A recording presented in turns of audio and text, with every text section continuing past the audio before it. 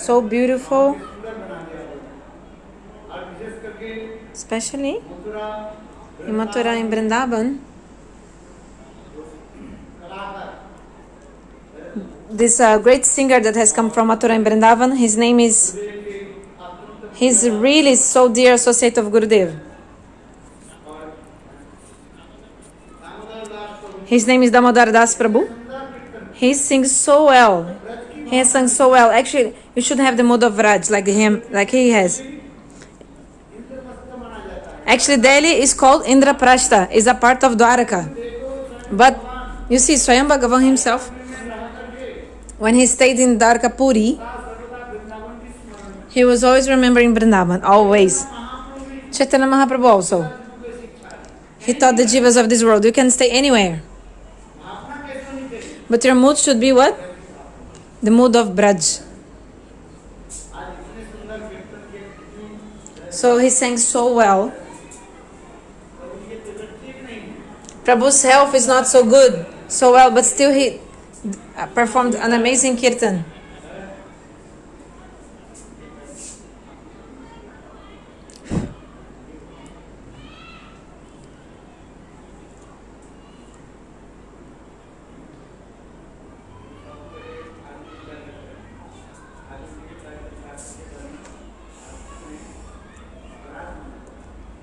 It's an offense to sit like this in front of the deity. You can sit on a chair, but don't sit with your knee like this. You can sit on a chair, it's okay.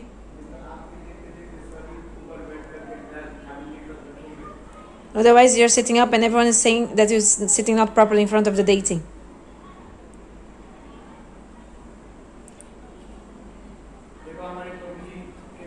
Prabhuji, he sang so beautifully with the mood of Braj. So beautiful, indeed. I don't want to take so much of the time. According to the scheduled time.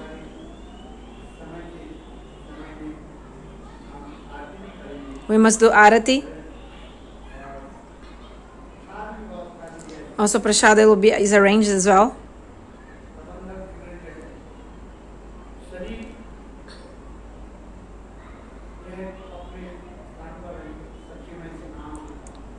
Everyone must go back to their houses and everything. But still, I need to speak a little bit more of the Hari-katha. The Srimad Bhagavath-katha is so sweet, so beautiful. Swayam Bhagavan Shri Krishna, after he went to the abode of Lord, his spiritual dham, Kali Yuga started. In Kali Yuga, human beings, they are doing everything.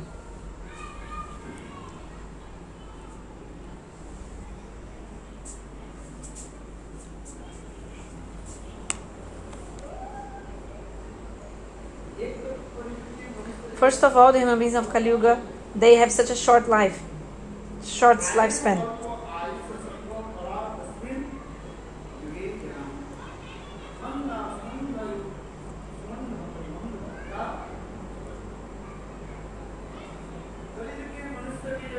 The human beings of Kali Yuga, their intelligence is so low intelligence they have. And their lifespan is also so short. They also have so many kinds of diseases and lamentations. All of them, they are sick. Bhaktivinoda Prabhupada used to say,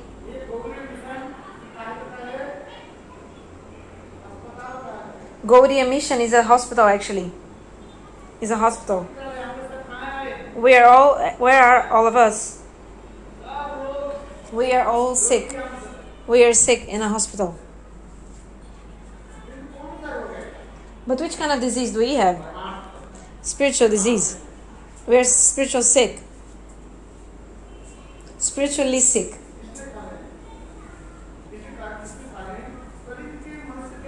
The human beings of Kali Yuga, they have such a short life span. And their fortune is also so bad. They are durbhaga, they don't have good fortune at all. we are in this material world, suffering adhyatmic, adidevic, and adibautic also. 3 kinds of miseries we are suffering in this material world.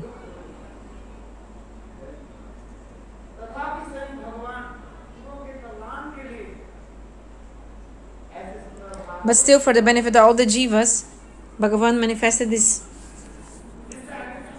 Bhagavath-katha.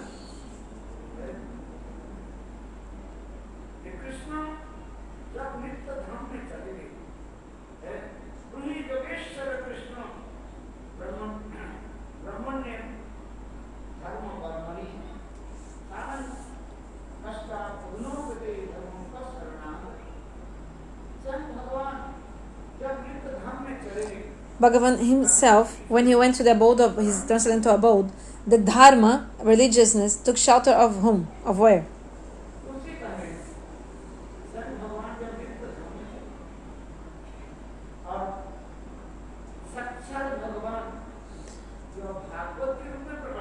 So Bhagavan himself, he came in the form, in the shape of the Bhagavatam. And if you take shelter of Bhagavatam, you'll be able to cross this ocean of material existence. In Kali Yuga, there is no other way.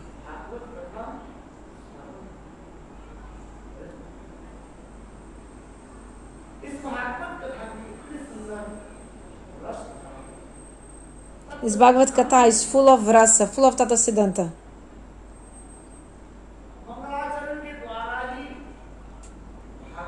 Through the Mangala Charana, Bhagavatam starts.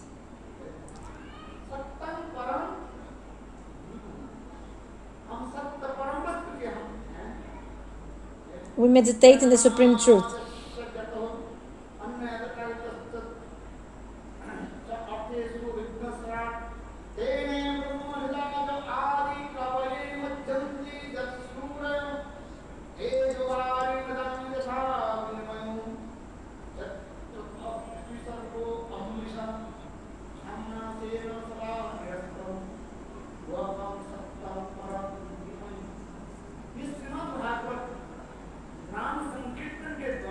Srimad Bhagavatam starts with nama-sankirtan.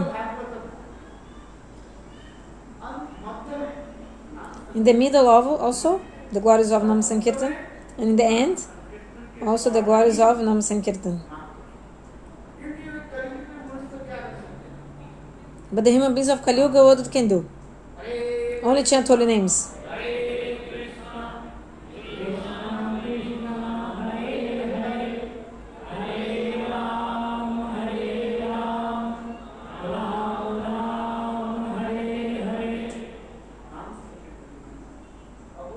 The glories of nama-sankirtan. So beautiful. Swam Bhagavan, he is Satchidananda Swarup.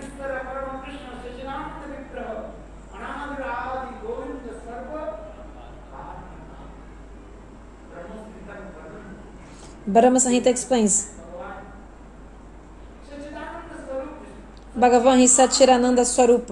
He is the embodiment of Satchidananda. Spiritual existence, knowledge, and bliss.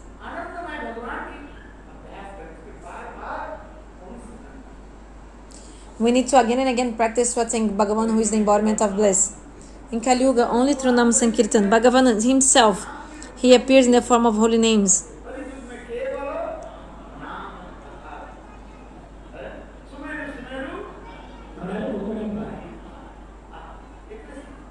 So beautiful.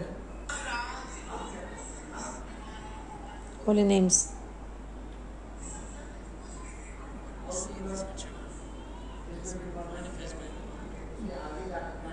So let's continue a bit the kathas.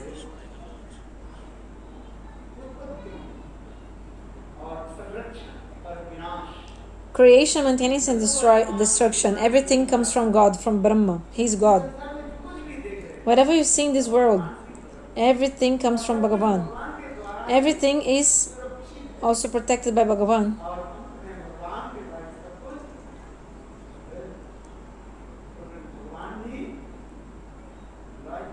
Everything after destruction, everything comes back to the body of Bhagavan.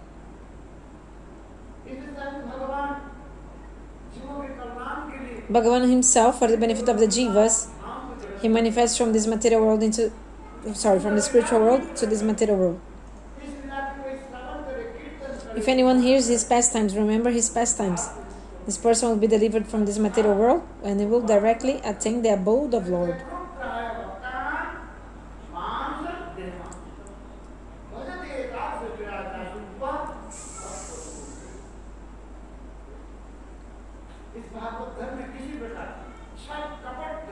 This Bhagavatam is completely devoid of all duplicity and hypocrisy.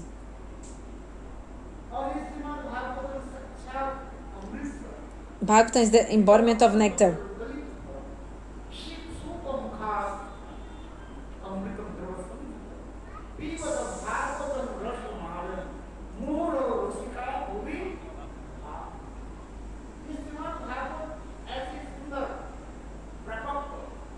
Bhagavatam is the beautiful, sweet fruits ripened without seed, without skin. It's beautiful fruit that has come directly from the spiritual world, Goloka Vrindavan. We see fruits in this world. The fruits ripen and they fall on the ground. But you see, Bhagavatam is, how does he come to this world? The fruit, because it doesn't have any skin, no also any seed, completely ripened. But how does it come to this world? By the guru-parampara, the disciplic succession. So beautiful.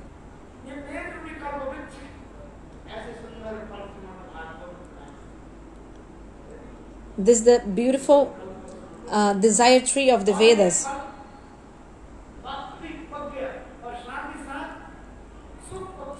So the fruit is ripened and then the parrot also touches with its beak. And then the fruit becomes even more ripened.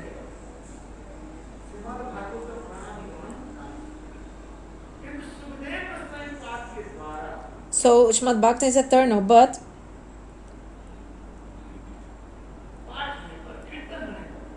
when it's glorified by Shukadeva Goswami, Bhagavatam becomes even more delicious. A fruit is ripened, but if a parrot comes and touches this fruit with its beak, the fruit will be even more sweet and delicious. Sweeter and more delicious. So Bhagavatam was brought in this world by Shukadeva Goswami, and it's so sweet. Why? So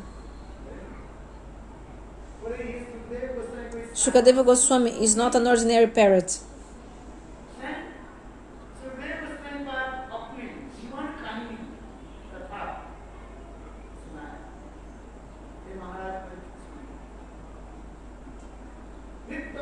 So he said, listen, Parikshit Maharaj, I was the parrot of Srimati Radharani in the spiritual world. Shukadeva Goswami told Parikshit Maharaj.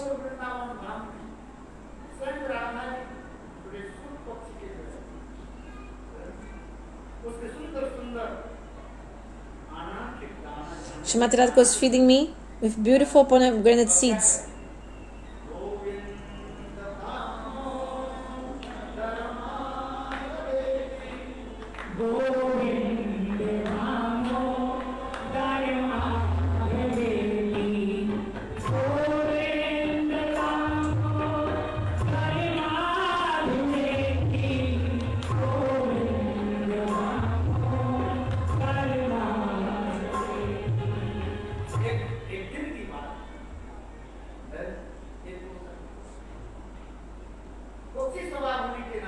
So one day,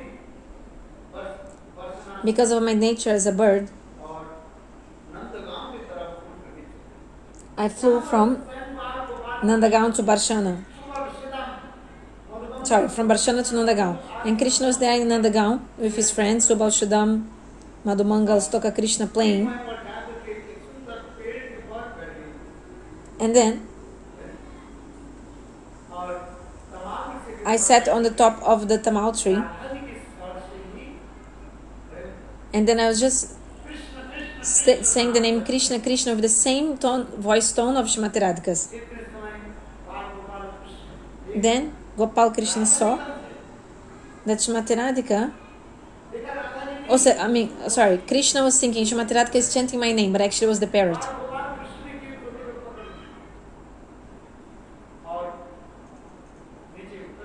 So Krishna, baby Gopal, took the parrot from the branch and was with the parrot. Then Srimati Radhika arrived from Barshana.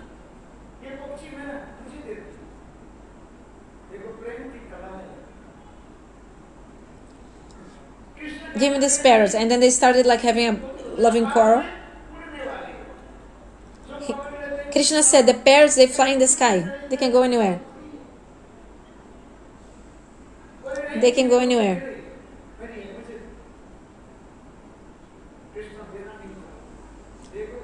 Krishna didn't want to give the parrot back to Srimati Radhika.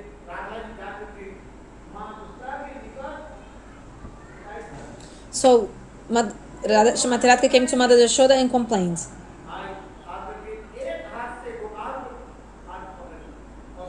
Mother Yashoda with one hand caught hold of Gopal, and with the other hand she took the parrot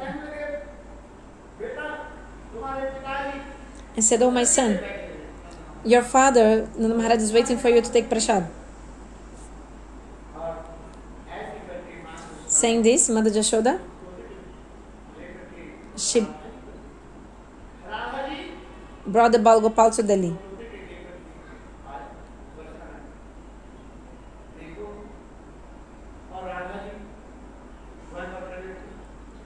So Srimati Radhika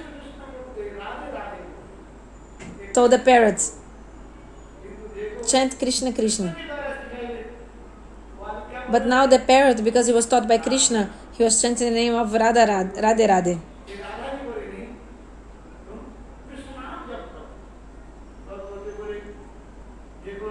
Chant the name of Krishna. So the parrot was thinking, Srimati Radhika was my guru and Diksha Guru, and Krishna also my guru, Shiksha Guru. There's no difference between Diksha Guru and Shiksha Guru. So it's better I chant the name of both my Diksha Guru and Shiksha Guru. So the parrot started singing Radhe Krishna, Krishna Krishna, Radhe Radhe.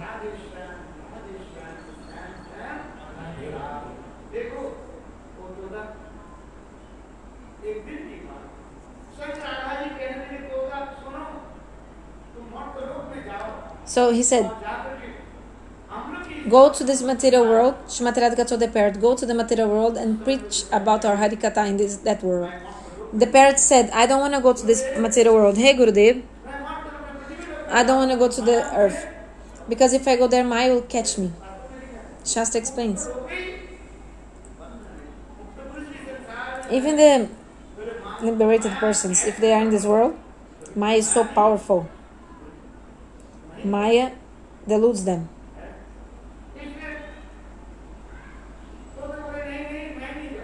The parrot said, no, I won't go. Srimati Radhika said, listen to me, parrot.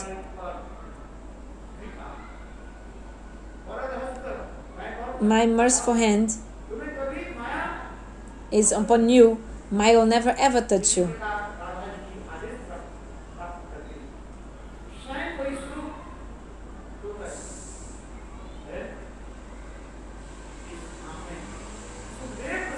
So the parrot came in the form of Shukadeva Goswami in this world.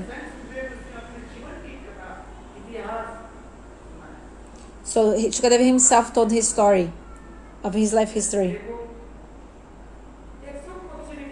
So he came in this world how? He was born from as an egg, from the womb of a female parrot. And then at that moment,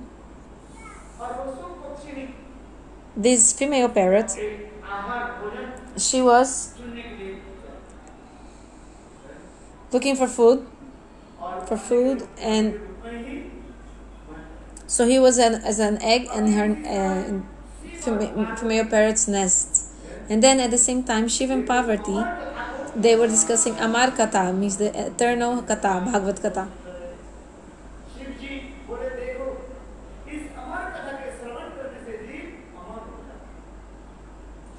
So if you hear Bhagavad-katha, you become immortal. So Shiva was telling Parvati Amar Katha. What is this? Amar Katha, the eternal Katha, is Bhagavath-katha Mritam. People want to go to these Amar Lok, like these places. Actually, the story is very beautiful.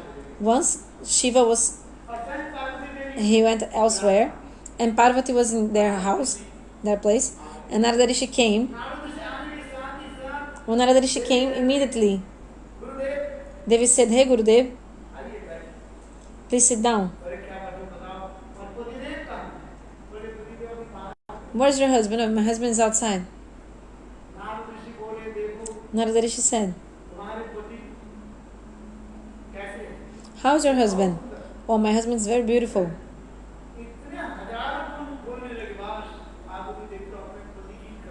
So Parvati started glorifying her husband, glorifying him.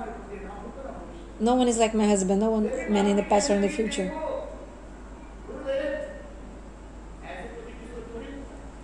Then she said, "Gurudev, my husband is so amazing. Even what he shouldn't speak to me, he's speaking. He tells me everything. What is this? What is the subject that you should not share with your wife? You know, about the Guru mantra. If husband and wife, you took mantra from the same Guru," Shastra explains.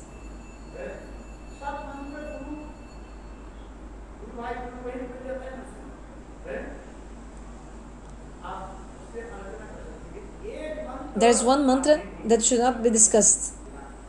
Shastra explains. Between husband and wife is the Guru mantra. The Guru mantra is only can be discussed with Guru. That's it.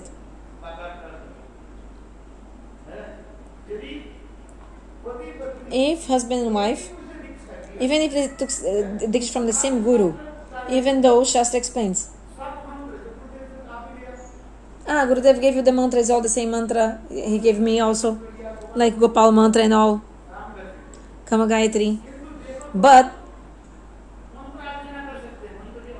you can even speak about the meaning of the other mantras, but one mantra especially, you can speak with your husband. Which mantra?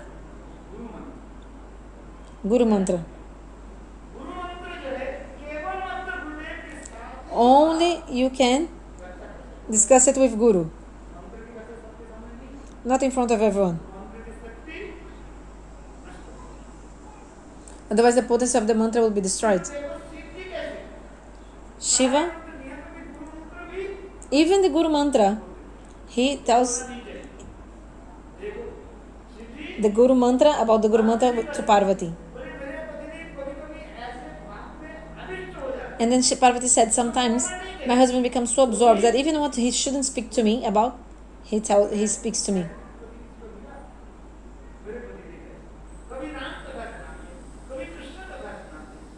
Sometimes he tells me Ram Katha, Krishna Katha, Ashtakali Lila Katha.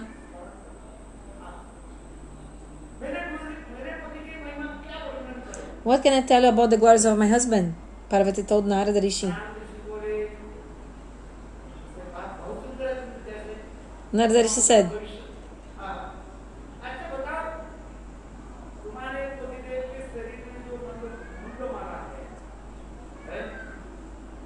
so Narada told, your husband puts ashes on his body, he wears also garland of skulls.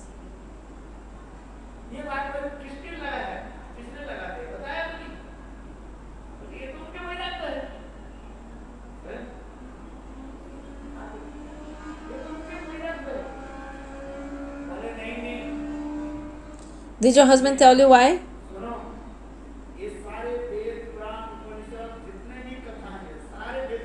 Narada Rishi said, actually, why Shivaji does this? It's all actually the essence of all Veda, Purana, Upanishad.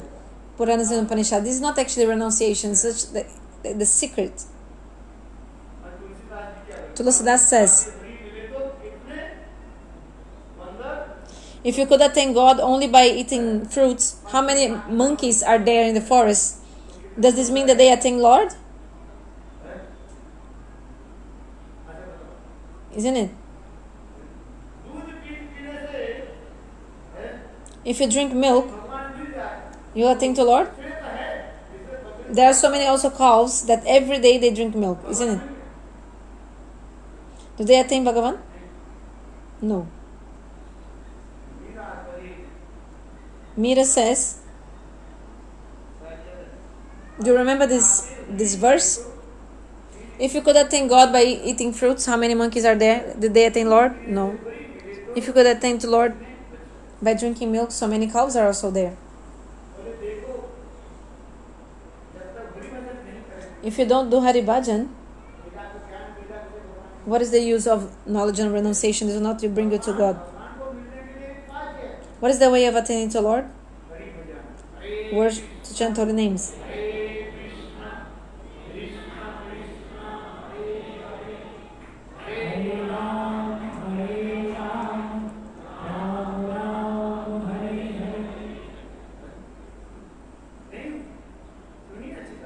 Listen carefully. If you have bhakti, automatically knowledge and renunciation will come. If you chant holy names, you'll see. Anyway, Narada Rishi told, putting ashes, this is actually only for other people, and saying that this renunciation is actually only for other people, to teach other people. But actually, the actual reason why your husband puts ashes on his body, the essence of this reason is actually the essence of all Vedas, Puranas, and Upanishads. There are so many things hidden. Your husband still hasn't told you about this. Then she said, but even about the Guru Mantra, that is something he shouldn't speak about, he told me. But Narada said, did he tell you about why he puts ashes on his body? And then hearing this, Parvati, she was curious, she was restless. Oh, this is true.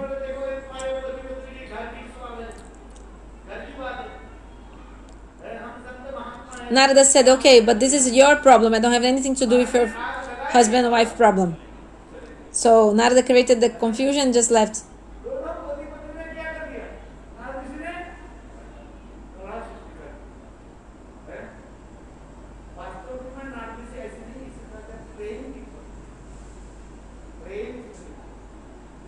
Actually, Narada is creating the love, more love.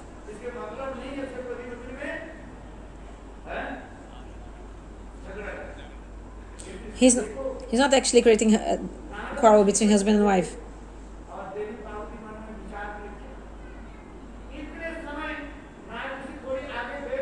Then Narada Rishi left the house and going away, but then on the way he saw the Shivas coming back to his house. Shiva said, Narada Rishi, where are you coming from?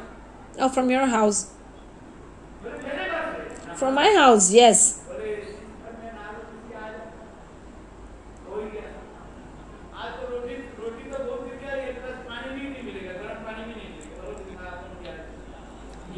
He said, yeah, today I didn't even get water nor food, not even hot water they gave me.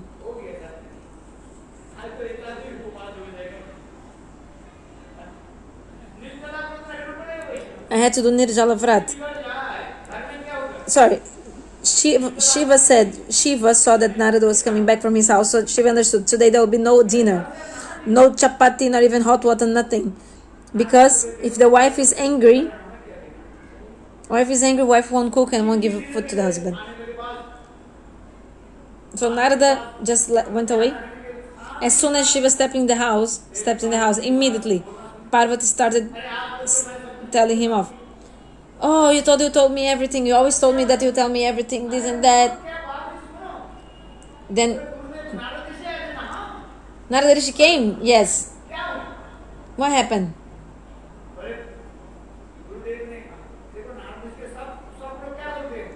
Actually, everyone calls Narada Rishi as Guruji. So why do you apply ashes on your body? This is the essence of all Veda, Purana, Upanishad, right?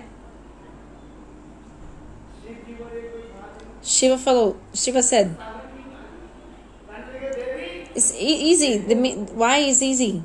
Look, Devi, in every life you give up your body.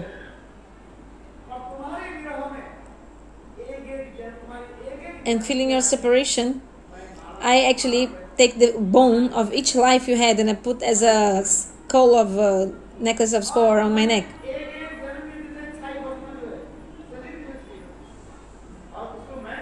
And also the ashes of each body you have, I also apply on my body. Then Parvati said, "Oh, my husband." Shiva said, "Look, in every life you give up your body, but I don't give up my body. Why? Because my name," Shivaji said, "my name is Mrityunjay." One of the names of Shiva is Mrityunjay.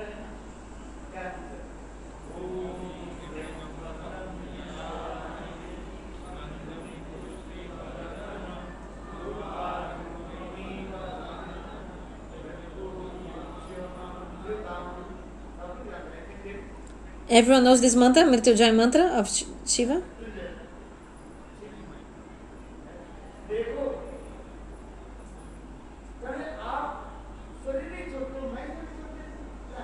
Oh, so you don't give up your body, but I do? Yes. Why? Because I drink the nectar of Amrit. Which nectar do you drink? Which nectar? Bhagavad-katha Amrit. Yeah.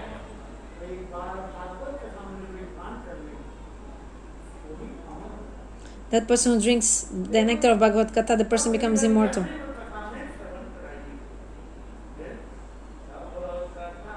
So also tell me this Bhagavad-katha, this immortal katha.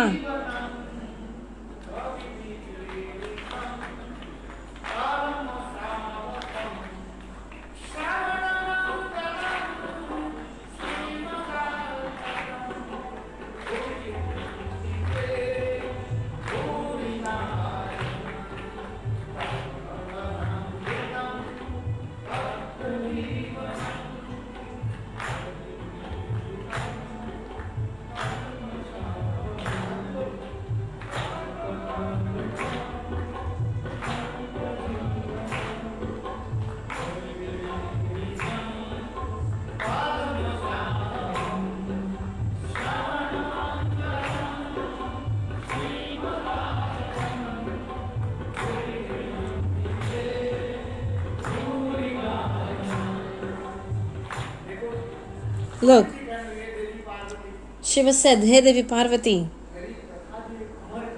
my katha is Amar katha." Amar means if someone listens to the katha, the person will not die. So until nowadays, wherever Shiva and Parvati they spoke the katha, that place is called Amarnath.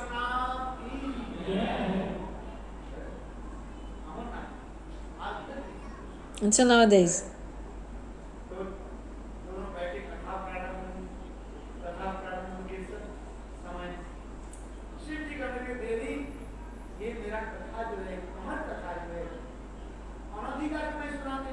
Oh, no, I won't tell this katha to unqualified people, only those who are qualified.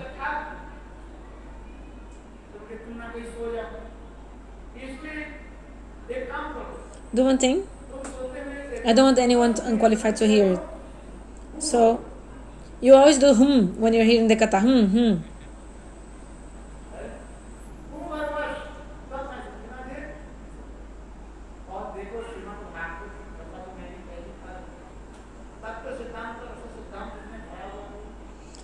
It's full of BhaktiSiddhanta and Rasa-siddhanta. If you don't understand the katha, you feel sleepiness. So, Parvati was here in the first canto, second, third, fourth, fifth. Then, Devi fell asleep. Devi Parvati fell asleep. Then Shukadeva Goswami said, "Hey Maharaj Prakit,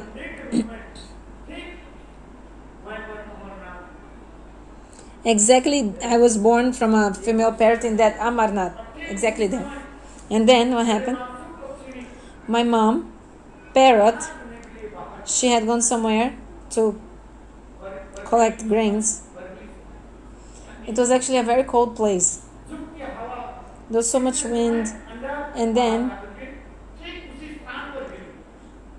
I fell like from the nest exactly on that branch where Shiva and Parvati was speaking Harikatha. And there's such a power in Bhagavad-katha, Bhagavan's katha. I was born from the egg. I was about to die, but because it was so cold, the katha that comes from Shiva is so powerful. That gave me back to life, brought me back to life. So I was hearing Harikatha and saying,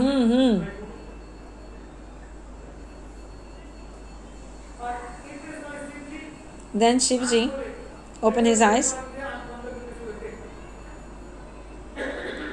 and saw that Parvati was sleeping. Devi, what? Yes. You heard from whom? Did you hear my Bhagavad-katha? And then Shiva was like, who was hearing this katha? Who was giving if you were sleeping?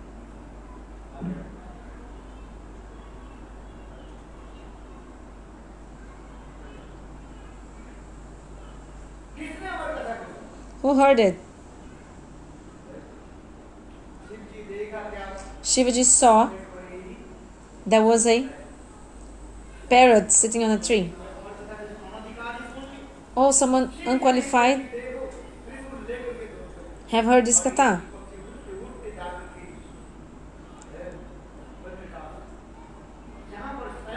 So Shiva started running behind the tree, the parrot, until the parrot went until Badrikashram, where Vyasadeva was speaking katha to his wife Bitika.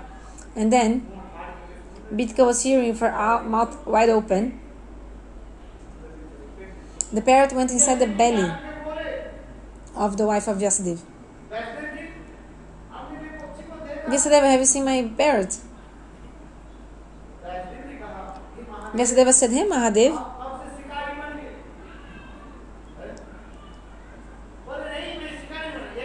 when did you become a hunter? Oh no, I'm not a hunter, just someone who is unqualified heard my katha.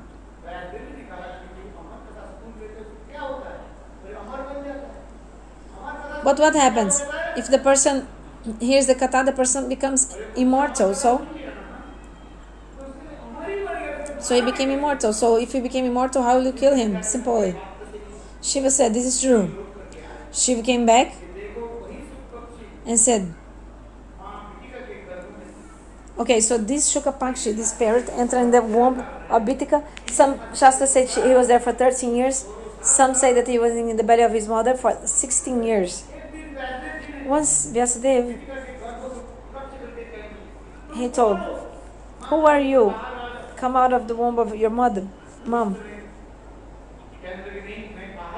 Then he said, no, if I go out from the womb, Maya will catch me.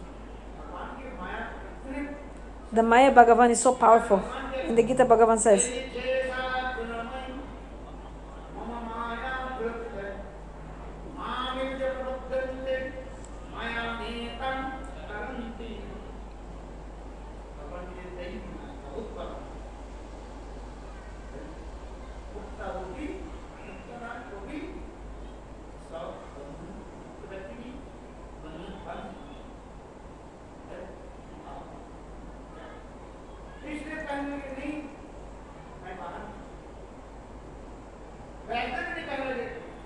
Vyasadeva said, I give you my word. Come out of the womb of your mom, I will protect you. Then Shukadeva said, only when Bhagavan himself gives his word to me, then I will come out of the womb. If he promises, then I won't catch me. Then Vyasadeva in meditation, he called Krishna and made Krishna appear there. And Krishna himself came and said, hey Shuk, hey parrot, come out of the womb of your mom. I'll give you my words. Maya is my servant.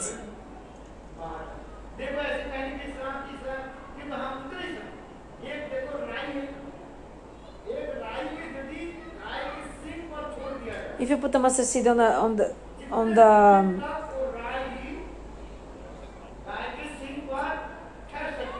the horn of a cow, that mustard seed will fall very quickly to one side or another. So that's very tiny time.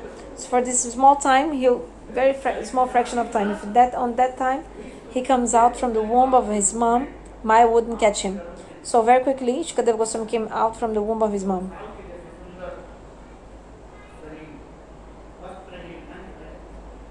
Very beautiful, like teenage boy, teenager, very beautiful.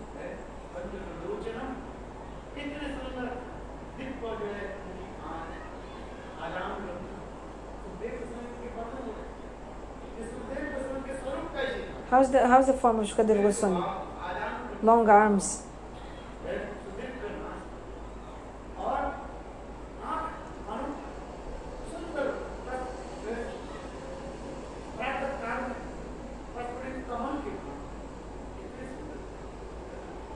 Like lotus, blossoming lotus. His eyes are so beautiful.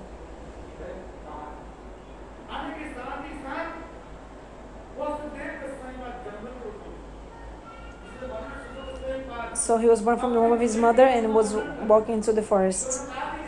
Parikita Maharaja glorified his guru too, the Sutta Shaunakadi Rishis, the Rishis headed by Shaunaka Rishi.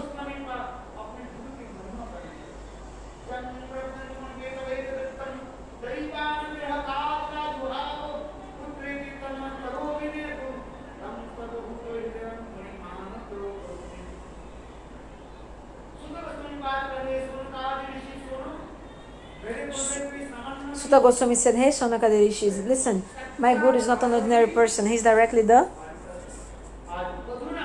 parrot of Srimati Radhika. Now he is born as Shukadeva Goswami. He's so renounced.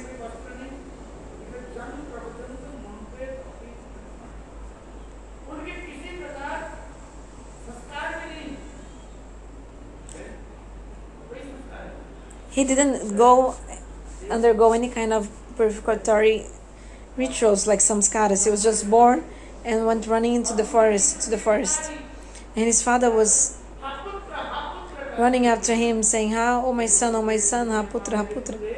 Shukadeva Goswami said, Sutta Goswami explained about his guru. Shukadeva Goswami didn't even look back at his father, not even once.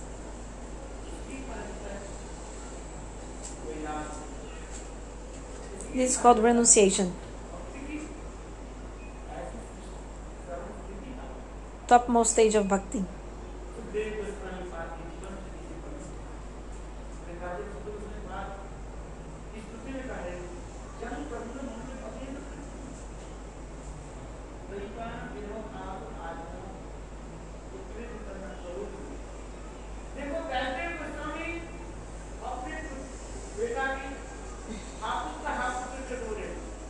So Vyasadeva is telling his son, oh my son, oh my son.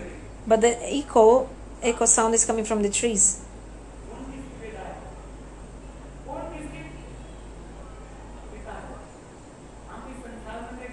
So who is whose son in this world? Father. We're calling someone mother or father, this and that. Actually, we only have one real relationship with God, Ram.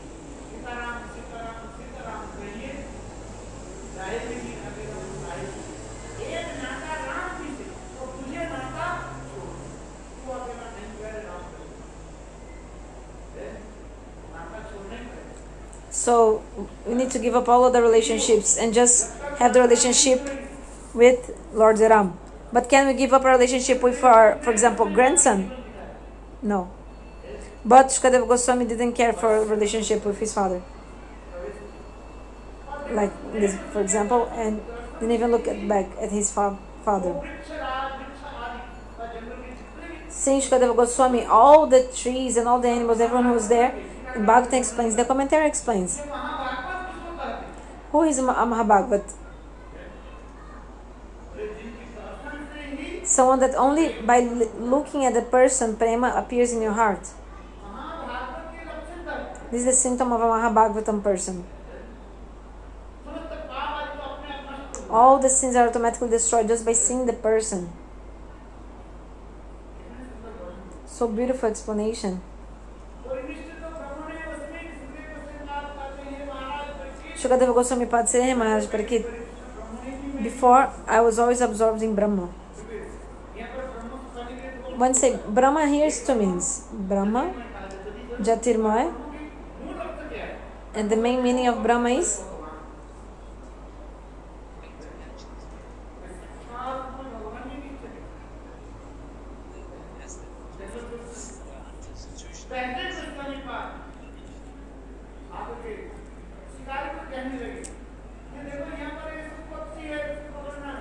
so Vyasadeva said there's to the hunters, there is one parrot here, there's only one way to catch him. Vyasadeva Goswami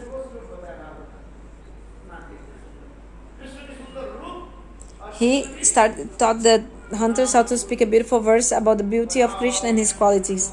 I'll end this translation because there's another translation going on. Ananga Mahaprabhu is translating directly from there.